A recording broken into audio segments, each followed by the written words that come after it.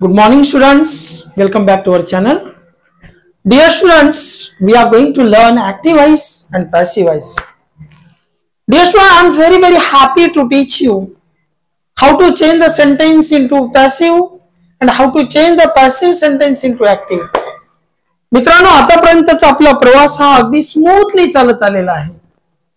नियम 1, नियम 2, नियम 3. आज आपण नियम 3 मध्ये पॅसिव्ह व्हायचे ऍक्टिव्ह व्हायस कसे करणार हे बघत आहोत. अगोदरच्या व्हिडिओमध्ये आपण ऍक्टिव्ह व्हायचे passive vice rule number 3 active व्हायचे पॅसिव्ह व्हायस बघितले. आता आपण या ठिकाणी पॅसिव्ह व्हायचे ऍक्टिव्ह व्हायस बघणार आहोत. मित्रांनो, वाक्य ऍक्टिव्हचं आहे की पॅसिव्हचं आहे हे ओळखण्यासाठी तुम्हाला मी 4 टेस्टर दिलेली आहे. Tester number 1 to be with 3, tester number 2 to being with 3, tester number 3 been आणि विथ 3 आणि टेस्टर नंबर 4 म्हणजे 4 बी अधिक विथ 3. मित्रांनो, वाक्य ऍक्टिव्हचं का पॅसिव्हचं हे अगदी 0 मिनिटात तुम्ही ओळखू शकता. अतिशय. आता टू बीचा अर्थ तुम्हाला माहिती आहे. टू बी म्हणजे अमिजार, टू बी म्हणजे वाजवेर, टू बी म्हणजे शॅल बी विल बी. कारण टू बीचे वर्तमानकाळी रूप अमिजार, टू बीचे भूतकाळी रूप वाजवेर आणि टू बीचे भविष्यकाळी रूप शाल बी विल बी. मग समजा अमिजार, वाजवेर, शाल बी विल बी यांच्यापैकी कोणताही हेल्पिंग वर्ब असेल आणि क्रियापदाचं तिसरं रूप आहे समजून घ्यायचं ते वाक्य पॅसिव्ह व्हायचंय. मग त्या वाक्यामध्ये by him, by them, by me असं नसेल तरी सुद्धा ते वाक्य पॅसिव्हचं हे तुम्हाला 100% या लक्षणामुळे कळेल. सेकंड लक्षण आहे बघा, being with 3. A letter is written, being written by me. आता बीइंग रिटन म्हणजेच पॅसिव्ह व्हायचंय. A letter is being written आणि बाय मी दिलेला नाहीये तरी पण तुमच्या लक्षात येईल की बीइंग आणि रिटन आलेला आहे. A letter is being written. या वाक्यामध्ये बघा ही हॅज बीन सिलेक्टेड. आता या वाक्यात ही हॅज बीन सिलेक्टेड या वाक्यामध्ये बाय वगैरे दिलेला नाहीये तरी पण वाक्य पॅसिव्हच आहे का? कारण बीन आणि सिलेक्टेड. नंतर आय विल बी इन्व्हायटेड. आता मी कोणाकडनं निमंत्रित केलं जाईल हे वाक्यात दिलेलं नाहीये, फक्त वाक्य आय विल बी इन्व्हायटेड.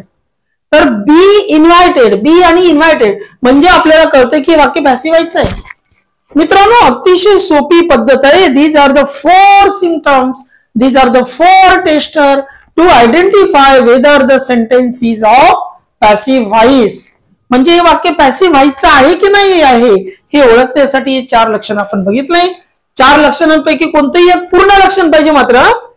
कारण अमिजार वित्री, वाजवेर वित्री, बीइंग वित्री म्हणजे बीइंग पण पाहिजे, वित्री पण पाहिजे, बीन पण पाहिजे, वित्री पण पाहिजे, बी पण पाहिजे, वित्री पण पाहिजे, तरच ते वाक्य पॅसिव्ह व्हायचं आहे. बघा आता या ठिकाणी प्रत्यक्ष आपण बघूया मित्रांनो. मला खूप आनंद होतोय तुम्हाला शिकवायला. या ठिकाणी बघा बीन आणि वित्री आलेला आहे. 100% हे वाक्य पॅसिव्हच आहे. मग या पॅसिव्हच्या वाक्याचा आम्हाला ऍक्टिव्ह व्हाइस करायचं आहे. आता पॅसिव्हच्या वाक्याचं ऍक्टिव्ह व्हाइस करताना जे जे पॅसिव्ह व्हाइस मध्ये टाकलेले ते काढावं लागेल बाळांनो, बरोबर. मग आपण काय टाकलेला होता? बाय टाकलेला होता. त्याच्यानंतर आपण काय टाकलेला होता? बीन टाकलेला होता.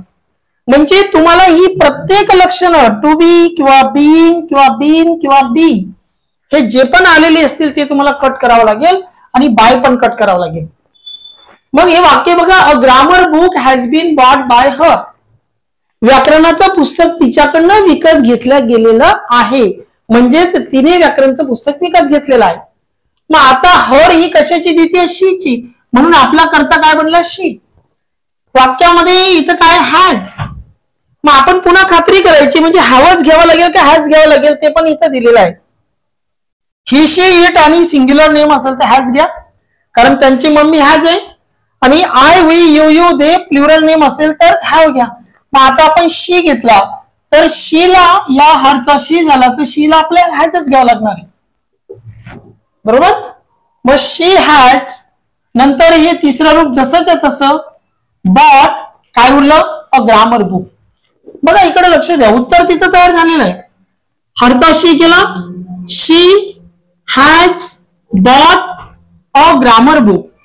इथे एक विषय सांगायला मला तुम्हाला आवडेल की रूल नंबर 3 मध्ये वाक्य ऍक्टिव्ह व्हायचं असेल किंवा पॅसिव्ह व्हायचं असेल, कोणत्याही व्हाइस मध्ये वाक्य असलं तरी मूळ क्रियापद त्या वाक्यामध्ये तिसऱ्या रूपातच असतं. मग पॅसिव्हचे ऍक्टिव्ह करा का ऍक्टिव्हचं पॅसिव्ह करा, क्रियापद बदलवायची गरज नाही. कारण ऍक्टिव्ह व्हाइस मध्ये पण वित्रीच घ्यावा लागतो आणि पॅसिव्ह व्हाइस मध्ये तर नेहमी वित्रीच घ्यावा लागतो. ठीक आहे. या पद्धतीने आपलं वाक्य तयार झालं. मित्रांनो, हे दुसरं वाक्य मुद्दाम मी त्या फळ्यावर सोडवलेलं नाहीये, तुमच्या समोर मला सोडवायचंय. आता बघा, वी हॅव बीन टॉट द प्रिन्सिपल ऑफ इक्वॅलिटी. आम्हाला समानतेचं तत्व शिकवण्यात आलेलं आहे. बरोबर आहे. आता या ठिकाणी लक्ष द्या मित्रांनो, बीन इथं आलेला आहे आणि टॉट V3 आलेला आहे. बघा आमचा हा रूल, टेस्टर नंबर 3 बीन आणि V3. वाक्य पॅसिव्ह व्हायचंय, वास्तविक याच्यात बाय आणि काही आलेलं आहे का? नाही आलेलं आहे. मग जर आम्हाला लॉजिक लागत असेल तर ते काहीतरी बाय घ्यावा, जसं की चोराला पकडण्यात आलं, मग कोणाकडनं? By the police. बरोबर आहे. न्याय देण्यात आला कोणाकडनं? बाय द जज. बरोबर आहे. शिकवण्यात ग्रामर शिकवण्यात आलं विद्यार्थ्यांना कोणाकडनं? By the teacher. इथं लॉजिक लागतं, पण जिथं लॉजिक लागत नाही तिथं सरळ तुम्ही बाय देम घ्यावा. वाक्य जर पॅसिव्ह व्हायचंय आणि बाय दिलेलं नसेल तर आपल्या मनाने बाय देम घ्यावा. मित्रांनो, या वाक्यामध्ये आम्हाला समानतेचं तत्वज्ञान शिकवण्यात आलेलं आहे. मग कोणाकडनं? तर बाय देम. बघा मी या ठिकाणी वाक्यातला अपूर्ण भाग पूर्ण करतोय. वाक्य तुम्हाला असं दिलेलं असेल पण कदाचित त्याच्यात बाय आलेलं असेल किंवा नसेल हे पण नाही सांगतायत. मग अशा वेळेला आपण लॉजिक लावून तिथे काही लॉजिक लागतंय का? की by the teacher, by the जज, जसं मी आता मगाशी सांगितलं तुम्हाला. आणि लॉजिकच लागत नाहीये, कोणाकडनं कृती झाली तर सरळ तिथं बाय देम घ्यावा बेटांनो. मग हा बाय गेला, हा बीन गेला, या देमचा काय झालं? दे. बघा हा दे आपण घेतला. आता वाक्यामध्ये हॅव आहे, आपल्या देला पण हॅवच लागतो. बघा I we you you they आणि प्लुरल नेम असेल तर हॅव. जर आपल्या देला हॅव लागला नसता, हॅज लागला असता तर आपण हॅज घेतला असता, कारण प्रेझेंट परफेक्ट टेन्स मध्ये हॅव आणि हॅज हे दोन हेल्पिंग वर्ब आहेत. देला हॅवच लागतो म्हणून आपण हॅवच घेतला. असं नाही बरं की वाक्यामध्ये हॅव आहे म्हणजे तुम्हाला हॅवच घ्यावं लागेल, वाक्यात हॅज आहे म्हणजे तुम्हाला हॅजच घ्यावं लागेल असं नाही. तर दे हॅव. आता मूळ क्रियापदाचा तिसरा रूप टॉट. दे हॅव टॉट. आता बघा हा जो वी मित्रांनो, आधी ही द्वितीय जी आहे तर हे आपल्याला आधी इथं घ्यावं लागेल, कारण वाक्यामध्ये जे बघा इनडायरेक्ट ऑब्जेक्ट जे आहे ते आधी येतं आणि डायरेक्ट ऑब्जेक्ट नंतर येतं. मला तुम्हाला सांगायला आवडेल की बघा असं का, तर आधी लगीन कोंडाण्याचं मग रायबाचं. मग आपल्या ऍक्टिव्ह व्हायच्या वाक्यामध्ये सुद्धा आधी नंबर लागेल इनडायरेक्ट ऑब्जेक्टचा आणि मग नंतर नंबर लागेल डायरेक्ट ऑब्जेक्टचा. आईची द्वितीय मी, वीची द्वितीय अस, यूची यू, देची देम, हिची हिम, शीची हर. ही द्वितीय असते मूळ क्रियापदाच्या शेजारी आल्यानंतर. मग टॉटच्या नंतर या वीचा आपण अस करणार आहे. बघा ही इनडायरेक्ट ऑब्जेक्ट आणि द प्रिन्सिपल ऑफ इक्वॅलिटी हे direct object. The principle of equality.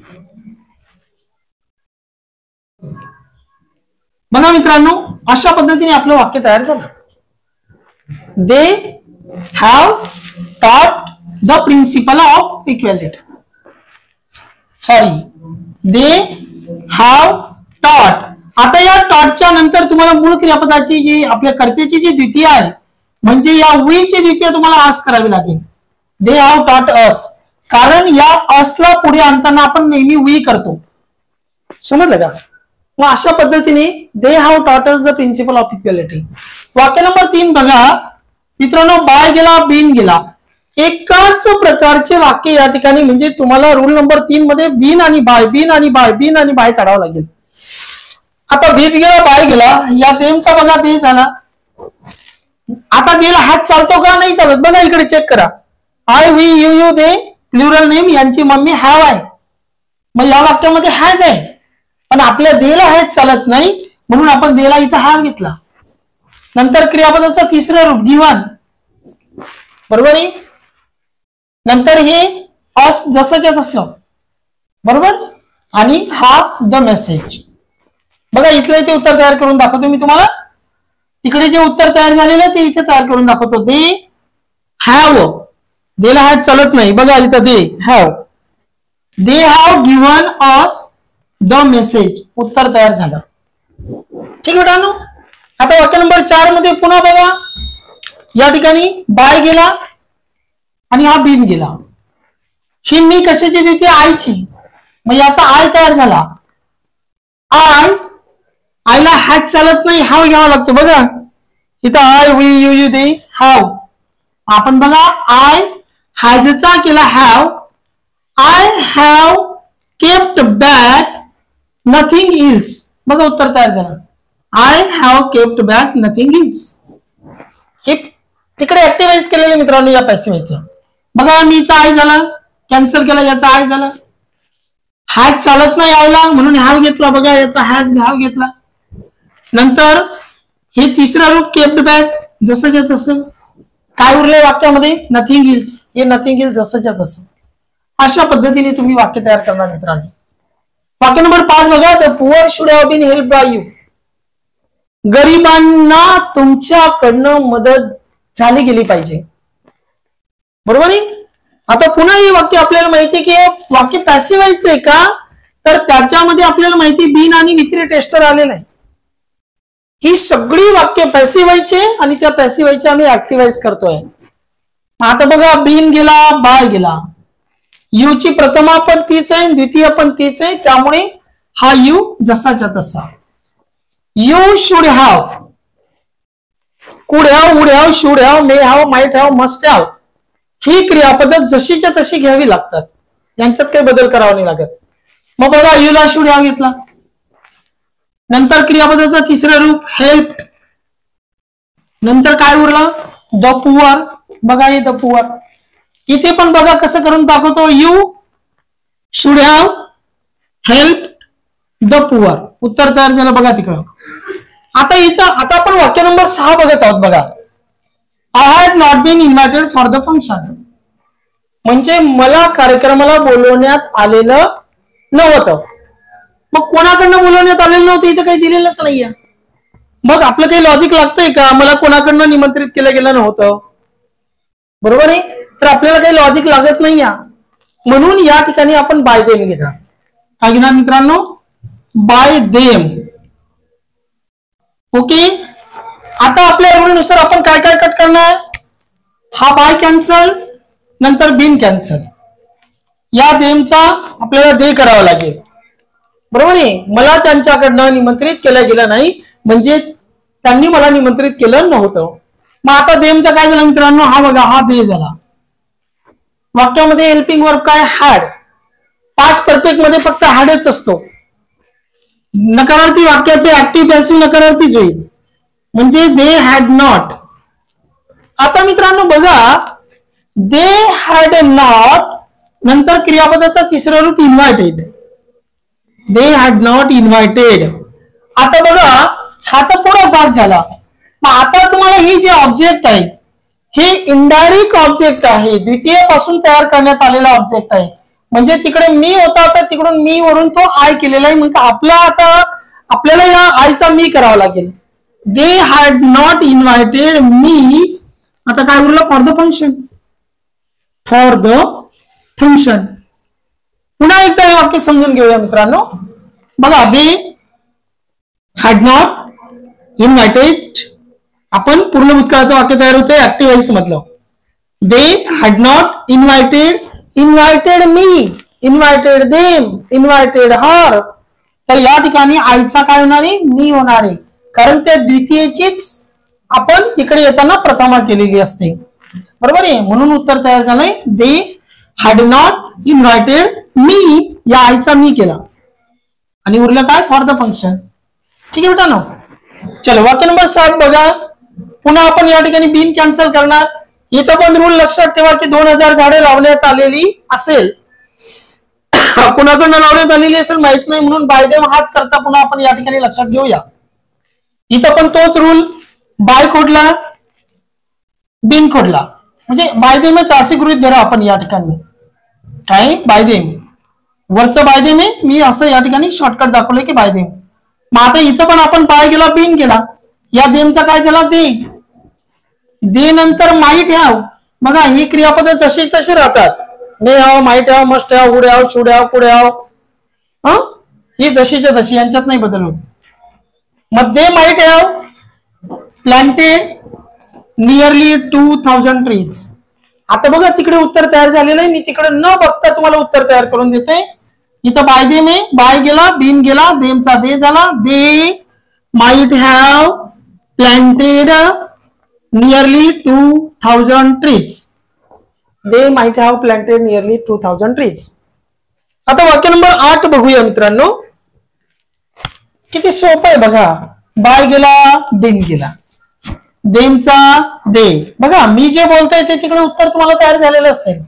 मी तिकडे ना फक्त तुम्हाला उत्तर सांगतोय. दे. आता इथे will have develop new area.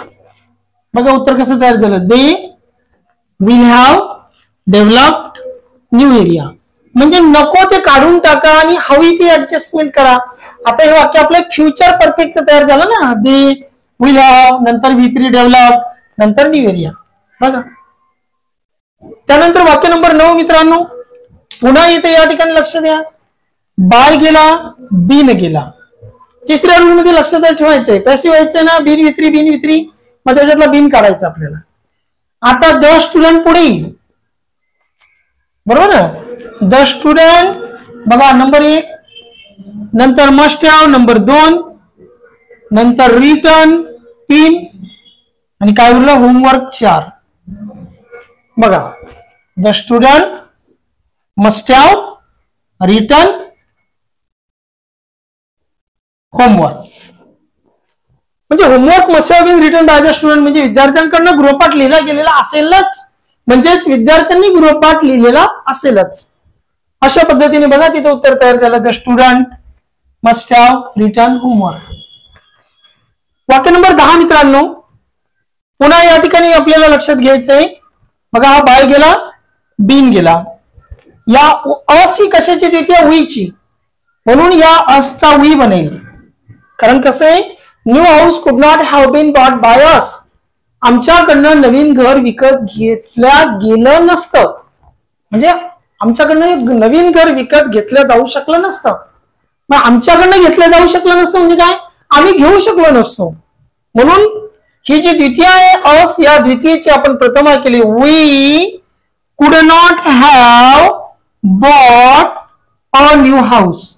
बघा या असचा वी केला 1 number, could not have 2 number, bought 3 number. बरोबर. आणि अ न्यू हाऊस 4 नंबर. बघा वाक्य कसं तयार झालं. We could not have bought a new house. वाक्य नंबर 11 बघा मित्रांनो. बघा she would have been given a notice by him. पुन्हा आपल्या रूल नुसार आपण काय काय करणार मित्रांनो. हा बाय गेला, हा बिन गेला. या हिमची द्वितीय, हिम ही द्वितीय, याची प्रथमा काय ही. मग आपण घेतला ही. आता या ठिकाणी बघा वुड हॅव ही नंतर आपण बघा he would have given her. शीची द्वितीय हर होईल आणि अ नोटीस. बघा वाक्य कसं तयार झालं. He would have given her शीचा द्वितीय होईल अ नोटीस. आता इथे एक गंमत सांगतो विद्यार्थी मित्रांनो. कधी कधी काय करतात विद्यार्थी. आता बघा ही वुड हॅव तर तो विद्यार्थी काय लॉजिक लावतो की अरे हिला काय लागतोय हॅज लागतोय. मग तो विद्यार्थी काय करण्याचा प्रयत्न करतो. आता या ठिकाणी बघा ही वुड हॅज.